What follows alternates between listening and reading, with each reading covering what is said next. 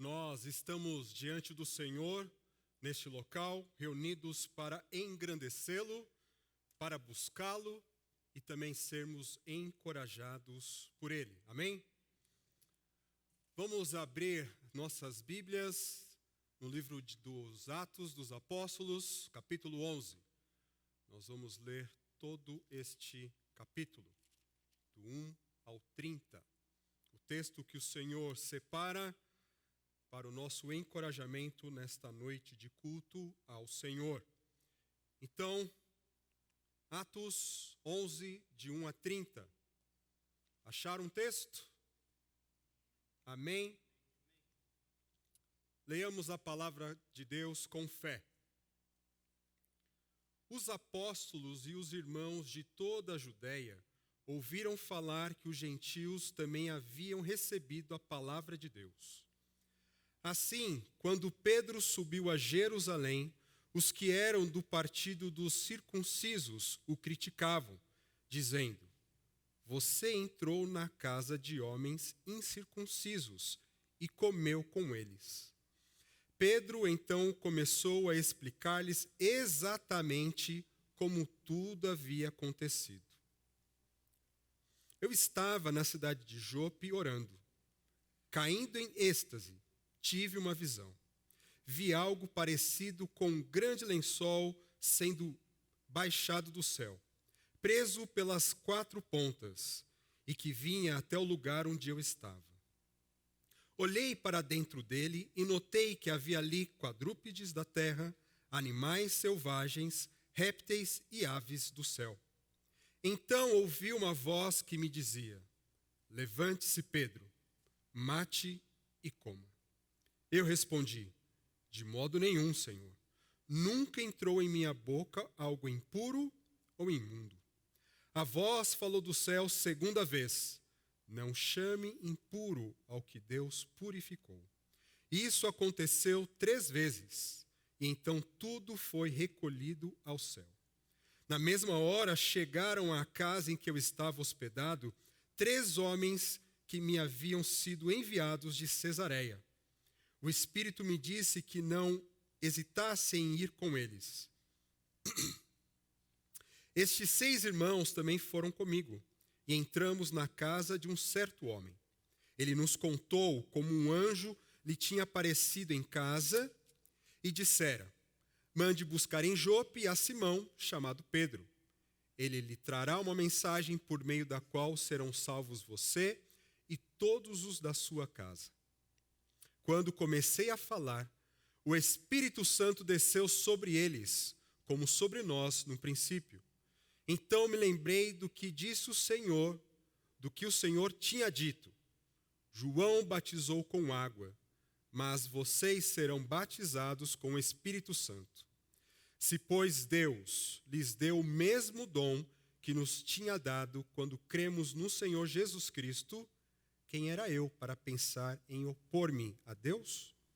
Ouvindo isso, não apresentaram mais objeções e louvaram a Deus, dizendo: "Então, Deus concedeu arrependimento para a vida até mesmo aos gentios." Os que tinham sido dispersos por causa da perseguição desencadeada com a morte de Estevão chegaram até Fenícia, Chipre e Antioquia, anunciando a mensagem apenas aos judeus. Alguns deles, todavia, cipriotas e sirineus, foram a Antioquia e começaram a falar também aos gregos, contando-lhes as boas novas a respeito do Senhor Jesus. A mão do Senhor estava com eles, e muitos creram e se converteram ao Senhor. Notícias desse fato chegaram aos ouvidos da igreja em Jerusalém, e eles enviaram Barnabé a Antioquia. Este, ali chegando e vendo a graça de Deus, ficou alegre e os animou a permanecerem fiéis ao Senhor de todo o coração. Ele era um homem bom, cheio do Espírito Santo e de fé, e muitas pessoas foram acrescentadas ao Senhor. Então Barnabé foi a Tarso procurar Saulo, e quando o encontrou, levou-o para Antioquia.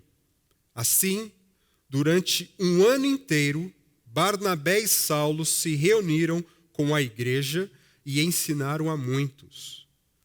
Em Antioquia, os discípulos foram chamados pela primeira vez cristãos. Em Antioquia, os discípulos foram pela primeira vez chamados cristãos. Naqueles dias, alguns profetas desceram de Jerusalém para Antioquia. Um deles, Ágabo, levantou-se e pelo Espírito predisse que uma grande fome sobreviria a todo o mundo romano, o que aconteceu durante o reinado de Cláudio. Os discípulos, cada um, segundo as suas possibilidades, decidiram providenciar ajuda para os irmãos que viviam na Judéia. E o fizeram, enviando suas ofertas aos presbíteros pelas mãos de Barnabé e Saulo. Leio mais uma vez o versículo 26, o final do versículo. Em Antioquia, os discípulos foram chamados... estou lendo errado. Em Antioquia, os discípulos foram pela primeira vez chamados cristãos. Em Antioquia, os discípulos foram pela primeira vez chamados cristãos.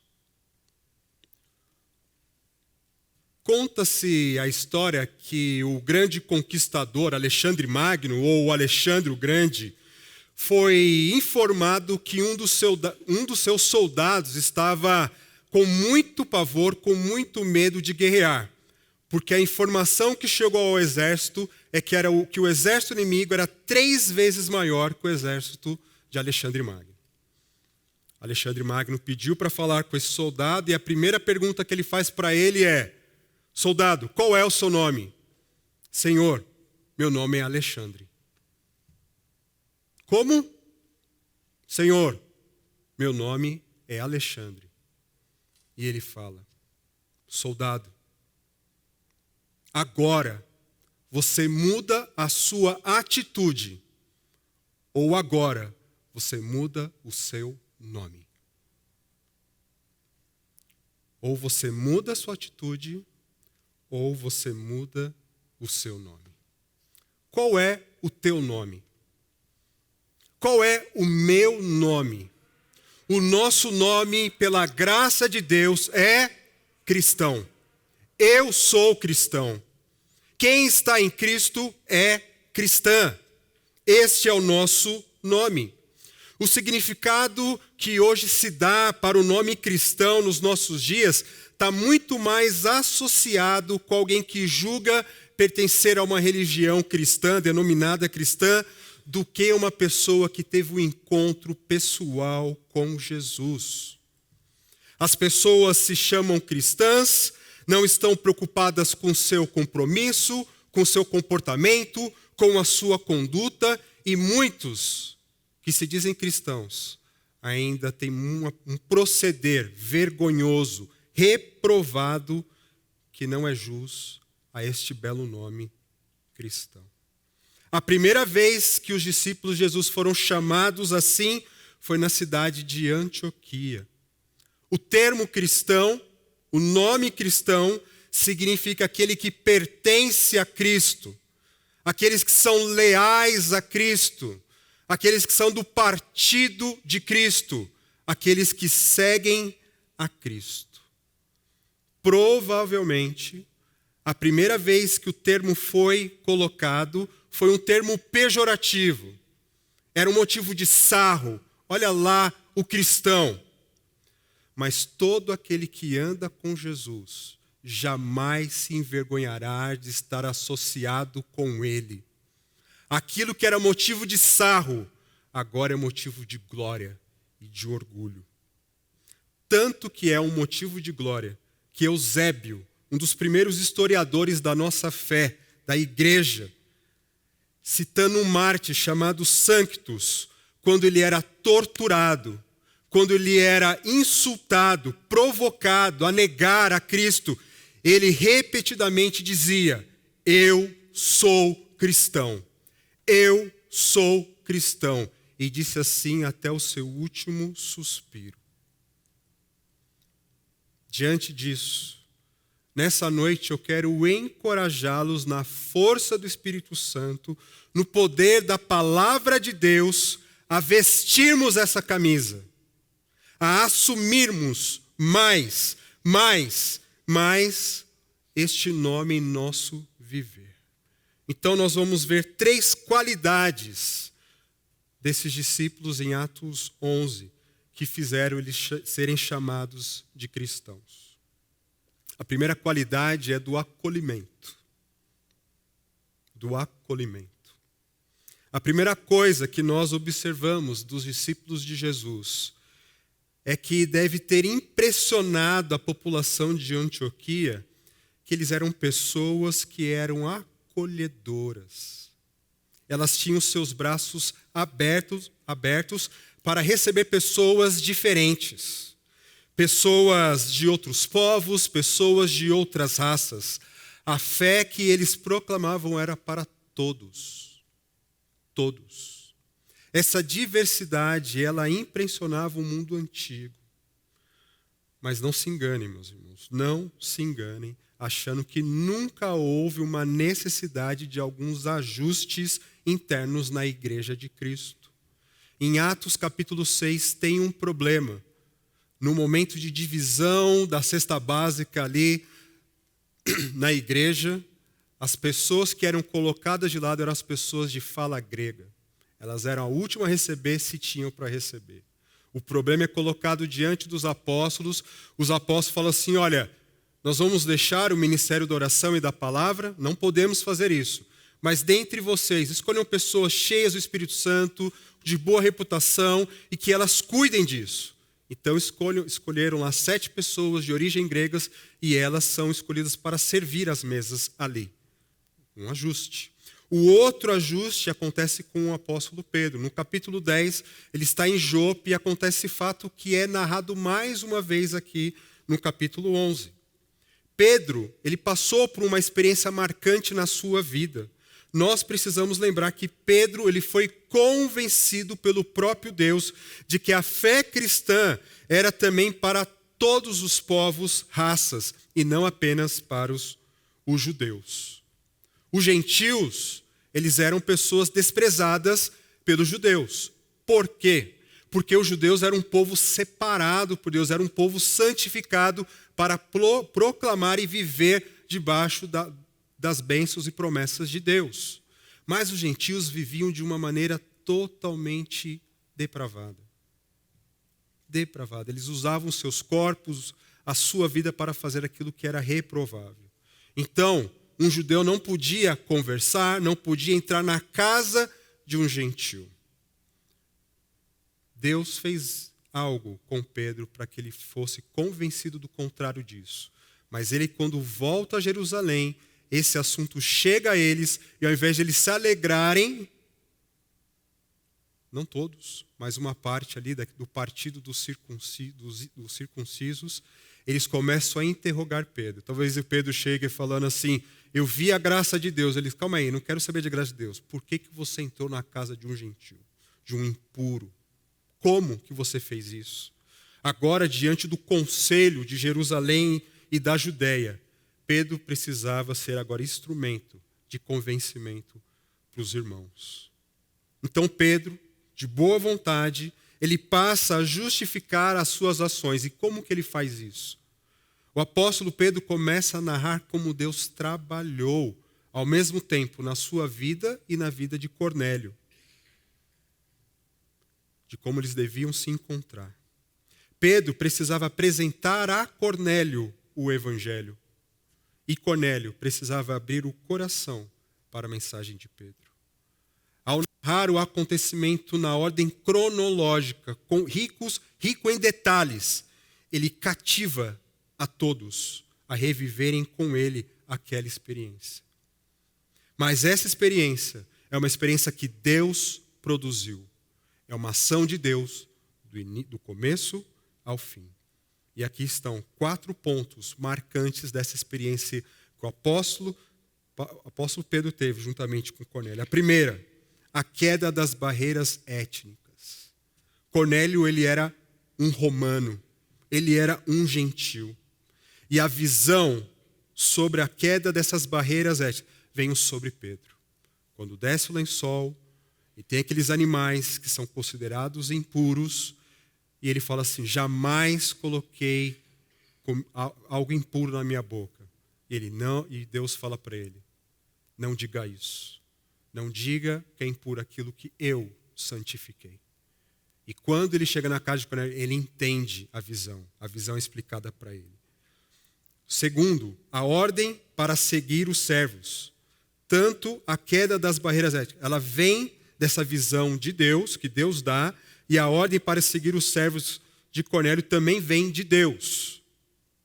Terceiro, a ação preparatória de Deus para que Cornélio venha a ser salvo. E quarto, a vinda do Espírito Santo. Toda essa experiência, ela nasce de Deus. É obra de Deus. Lucas, o escritor desta carta, deste livro, aliás, Lucas, então, nos conta como foi a reação desses judeus que antes estavam interrogando. Qual é a reação deles? Versículo 18.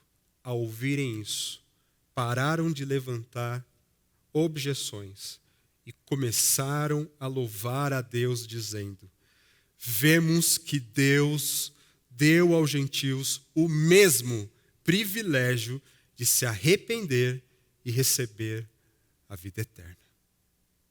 Eles se alegraram. Agora, todos estavam com o mesmo coração de Pedro, de braços abertos para receber os convertidos de todas as tribos, povos, línguas e nações.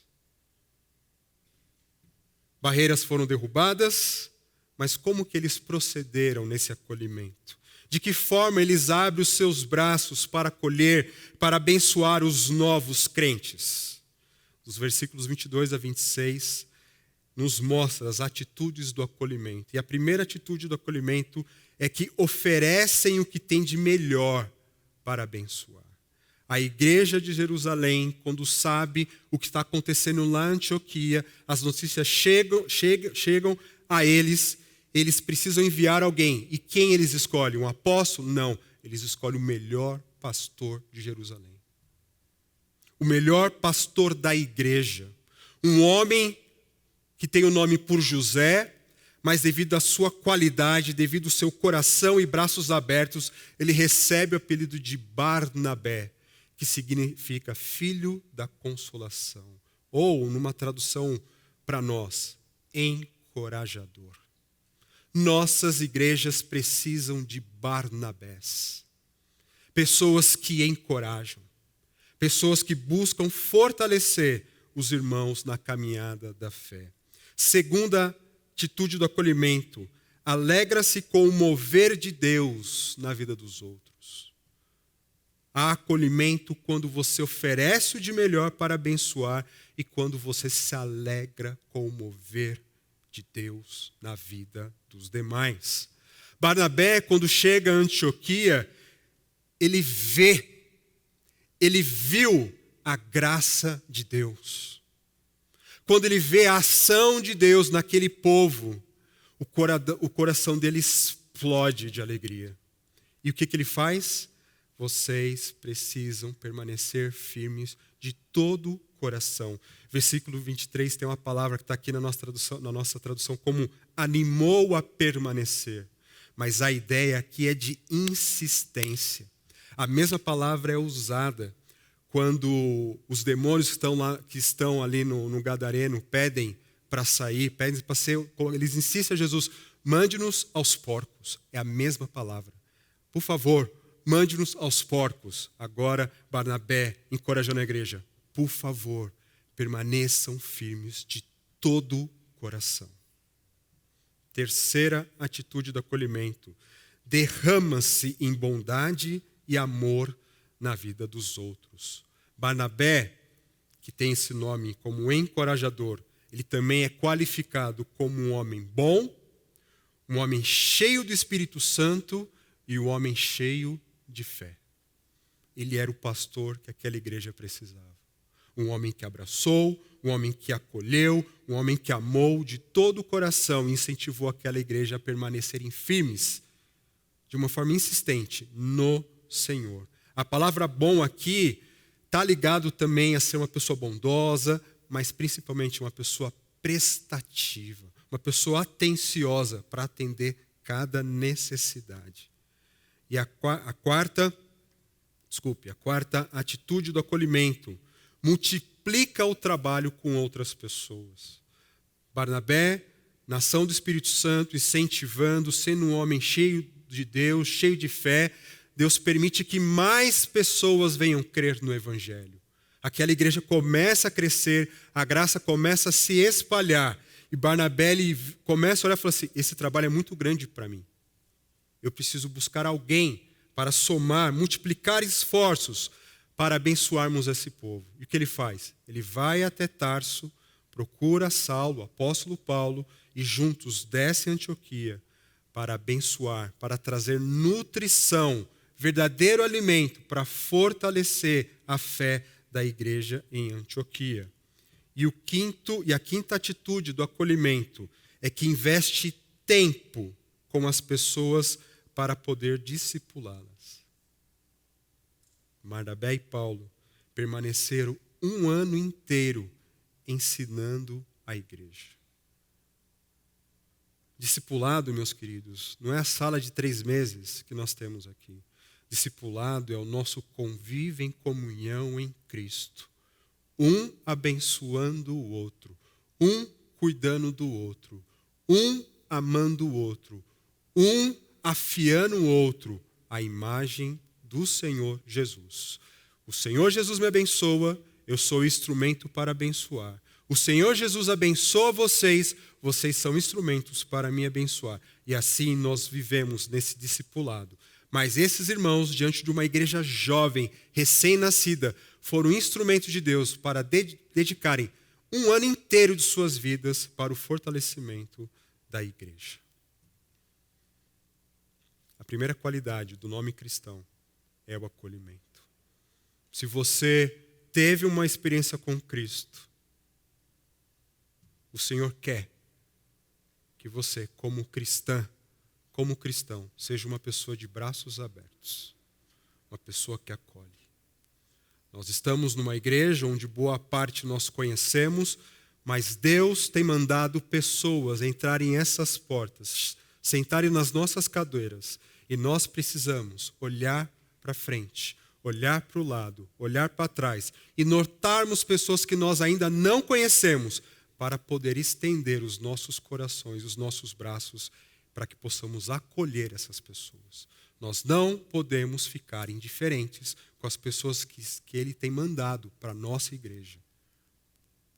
Vocês são cristãos? A primeira qualidade do cristão, deste nome de pessoas leais a Cristo, é o acolhimento. A segunda qualidade, depois do acolhimento, é a qualidade da proclamação. Primeiro, acolhimento. Segundo, a proclamação. Então, depois do acolhimento, a qualidade desses irmãos é que eles proclamavam o evangelho. Eles se dispersaram por causa da perseguição que iniciou com a morte de Estevão, uma perseguição terrível justamente pelo apóstolo, então Saulo, depois se transformou no apóstolo Paulo. Ele fez algo terrível, as pessoas começaram a desencadear para várias regiões.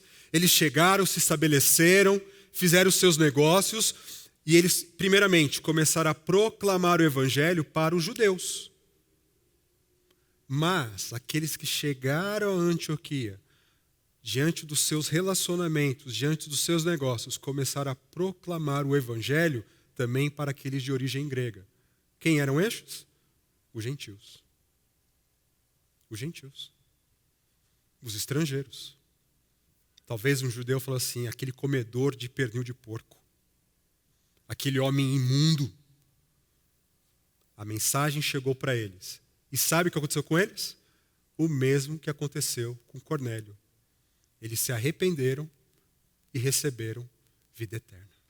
A mensagem começou a se espalhar, o evangelho começou a alcançar corações, porque aqueles irmãos estavam proclamando o evangelho. Aqueles que vestem a camisa do evangelho, eles acolhem, mas também proclamam o amor. É algo que não pode ser contido. Não dá para se calar. Desculpe. Nos primeiros capítulos de Atos, eles fazem algo maravilhoso. Tem um homem coxo ali, ele pede uma esmola. E ele fala, não tenho moeda, não tenho prata, não tenho cartão de crédito, não tenho dinheiro para mandar no Pix, mas o que eu tenho eu dou. Em nome de Jesus o Nazareno, levanta e anda. E aquele homem levantou, começou a pular e louvar a Deus. A notícia chega para os religiosos, e em vez de se alegrarem porque Deus operou milagre, eles começam a interrogar e pegar no pé dos discípulos. E aí interrogam e falam assim, vocês não podem falar no nome deste homem, desse Nazareno. E a resposta deles é o seguinte, nós não podemos deixar de falar de Jesus. Nós não podemos conter a alegria que alcançou o nosso coração, que alcançou a nossa vida. Isso não é apenas meu. Eu tenho que partilhar. Aquilo que Deus me deu, que é bom, eu quero proclamar, eu quero anunciar. O Senhor me colocou em uma família, como colocou vocês na família que vocês têm. O Senhor colocou vocês numa vizinhança, como também me colocou numa vizinhança. O Senhor colocou vocês nos seus empregos, nos seus relacionamentos, aonde quer que nós estivermos. Nós precisamos anunciar o Evangelho. Tem uma frase que ronda a igreja, que ela é bonita, mas ela não é tão verdadeira assim. E que frase é essa? Pregue o Evangelho se necessário use palavras. Não. O Evangelho, para ser pregado, é necessário palavras. É claro que um exemplo de uma pessoa que segue a Cristo, ela vai evidenciar aquilo que você irá dizer. Mas só a sua vida, só o seu comportamento não salva ninguém. Porque o apóstolo Paulo diz em Romanos 10, capítulo 10, 12 a 15. Não há diferença entre judeus e gentios, pois o mesmo Senhor é Senhor de todos e abençoa ricamente todos os que invocam, porque todo aquele que invocar o nome do Senhor será salvo. Como, pois, invocarão aquele a quem não creram? E como crerão naquele de quem não ouviram falar? E como ouvirão, se não houver quem pregue? E como pregarão, se não forem enviados? Como está escrito, como são belos os pés dos que anunciam as boas novas. O Espírito Santo, ele vai agir mediante a proclamação do Evangelho. O Senhor se apresenta como o Senhor envia um anjo a Cornélio. Olha, Cornélio, vai a Jope, mande a Jope servos seus e para trazer Pedro. Traga aqui. E quando Pedro começa a anunciar o Evangelho, o Espírito Santo é enviado. O Espírito Santo só fez a obra depois que a mensagem foi proclamada. É necessário que nós, que dizemos ser cristãos, nós precisamos acolher, mas nós também precisamos proclamar. No poder do Espírito Santo, na força graciosa de Deus, nós temos que proclamar o Evangelho. A primeira qualidade, o acolhimento. Segundo, a proclamação. E a terceira é a generosidade. Por último, depois do acolhimento, depois da proclamação, a outra qualidade desses irmãos era a generosidade. Nós podemos resumir assim: o acolhimento de braços abertos, a proclamação de bocas abertas e a generosidade de bolsos abertos. O profeta Ágabo, ele tem um discernimento dado por Deus. Ele não profetiza, ele não dá uma palavra a partir dele de que algo vai acontecer porque ele disse. Mas Deus lhe deu um discernimento, Deus deu um conhecimento a Ágabo para que ele pudesse anunciar essa profecia à igreja. E ele diz: o Senhor está me revelando que vai haver uma grande fome no mundo romano. E aqueles irmãos escutam aquilo, creem na palavra deste profeta. E a palavra, quando ela vem de Deus, a profecia que vem de Deus, ela não vem para causar medo. Ela vem para causar mobilização. Nós temos que ter, na verdade, muito cuidado com pessoas que se dizem profetas, mas só quer botar o terror nas pessoas, quer mover pelo medo. Aquilo que vem de Deus vem trazer para nós mobilização, vem trazer ação, vem trazer a nossa ação em comunhão, em oração e também colocando as nossas mãos nos bolsos. Como que os irmãos da Judeia vão passar por essa fome? Possivelmente foi aquilo que foi levantado diante deles. E diante desse fato, os irmãos começam a se mobilizar. Vamos orar ao Senhor para que o Senhor venha providenciar algo aos nossos irmãos? Sim, oremos. Agora, depois dessa oração, quem está disposto a ser usado por Deus? Quem tem sido abençoado por Deus com o trabalho? Quem tem sido provido por Deus generosamente, com recursos, com prosperidade? Porque a prosperidade que Deus dá não é para você colocar no seu banco e ficar olhando para a conta bancária e sentir o máximo. A prosperidade que Deus dá para você é para que você seja um meio, um canal, para que através desse canal a graça de Deus venha jorrar e abençoar outras pessoas. Isso é prosperidade. Prosperidade é quando nós somos generosos. Quando nós vestimos a camisa, nós acolhemos, nós proclamamos, mas também colocamos a mão no bolso para ajudar quem precisa, ajudar na obra de Deus e contribuirmos para que o nome de Deus, o Evangelho do Senhor Jesus, ele venha sempre avançar. Avançar. Nossa igreja, ela tem desafios. Nós temos diante de nós um compromisso de reformarmos esse local, compromisso assumido pela igreja. Como que nós vamos avançar? Sendo generosos, porque o Senhor já deu recurso para isso.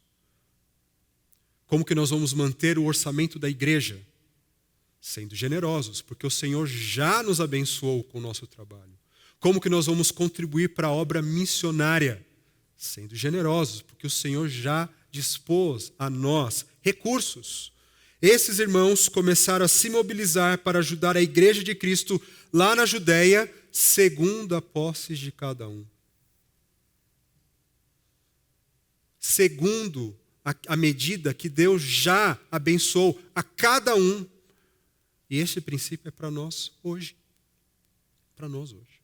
Lembro certa vez, quando eu era um jovem mais ousado na igreja lá em Guarulhos, numa assembleia, e estava passando toda a situação financeira da igreja, e a liderança, eu acho que estava sem pastor naquele período, e aí a liderança falou assim: irmãos, o pastor saiu, já tem um tempo, e nós temos aqui nossas contas para pagar, muitas pessoas deixaram de contribuir, então nós fazemos um apelo: contribuam, sejam fiéis, porque senão nós vamos ter que fechar alguma coisa aqui.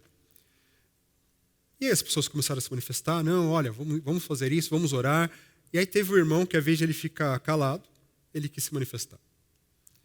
Ele pediu a palavra, na assembleia, e falou: irmãos, então, olha, eu quero me justificar porque eu não estou contribuindo, porque eu ganhava, vou fazer um exemplo, eu ganhava R$2.000, então dar R$200 como dízimo era fácil. Puxa, mas agora eu estou ganhando R$8.000, sabe? E dar 800, poxa, é difícil, sabe? E aí aquele jovem ousado chamado Fábio levanta a mão. Fala: meu irmão, desculpa, mas o irmão está errado. Porque aqui todo mundo contribui igual. Todo mundo dá uma porcentagem daquilo que recebe.